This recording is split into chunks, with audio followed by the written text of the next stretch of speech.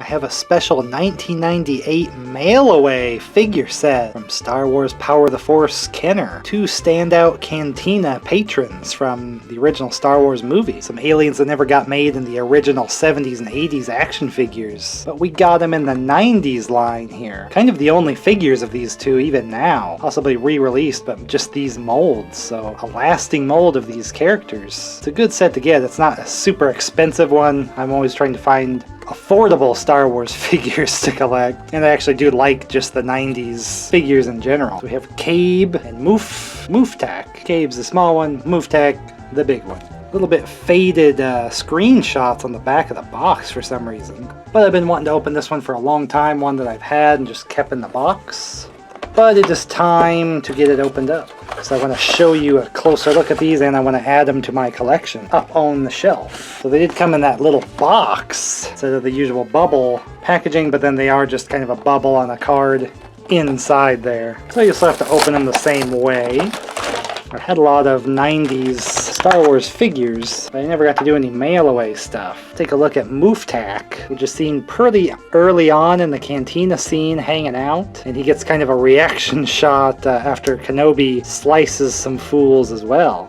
Old Four Eyes here, his little mouth thingy. Pretty creepy and unique design, really. Very Star Warsy one. But even for these 90s ones, these, like, the textures and then even some of the paint, you can see there's like some differentiation here and darker spots, so some detail went into it, especially in the head. It's really good. He's got his kind of clawed feet and clawed hands.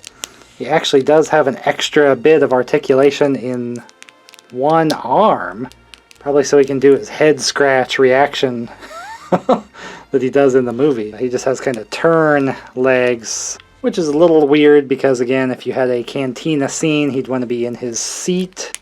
He even has detailed feet at the bottom that you wouldn't even really see standing the figure up.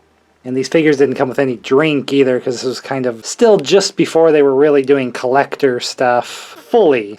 Because he does just only come with like a gun that you never will see in the movie. It's kind of like a big version of Han Solo's gun. It has the extra scope and bits on there. This is like an alien species that kind of got shown more in like the Clone Wars, kind of showing their planet, showing them kind of like tribal in nature. But there's always a standout that's able to kind of go out into the galaxy and do different things. So Muftak must have been a special one of his species to go out and be using blasters instead of kind of tribal spears and weapons like that. Hey, yo. Definitely looks cool in action with the blaster, but I'm kind of getting the figures in collection for representing just the movie and what the character does in the movie. So I don't know if I'll keep the weapon with him or anything like that. I do kind of like the idea of having him doing the head scratch pose. Almost kind of spidery in appearance with the head, but then he just kind of has the furry body from living on like a winter type planet. Must suck to be on Tatooine.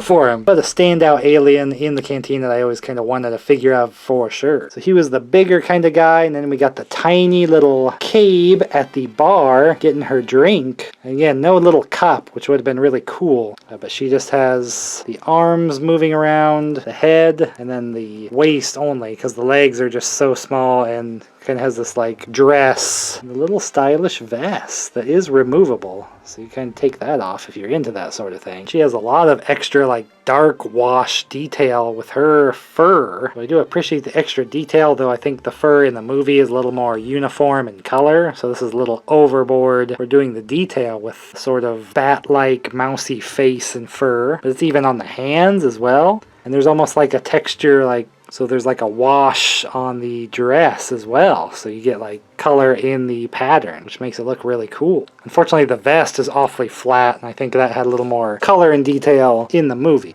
She has this little knife weapon that's just kind of a made-up weapon for her as well, because they're just still kind of doing like play feature stuff. I guess it's kind of like an electronic, like a vibro blade or whatever they like to call them. Yeah, it's like kind of Dungeons and Dragons class, kind of like the little thief. Got the little dagger going on there. Gotta do sneak attacks, because she doesn't have a lot of power and strength, so you gotta like sneak and stab. And this blade actually has kind of a gold metallic for the handle and wire bits, along with that silver paint for the blade.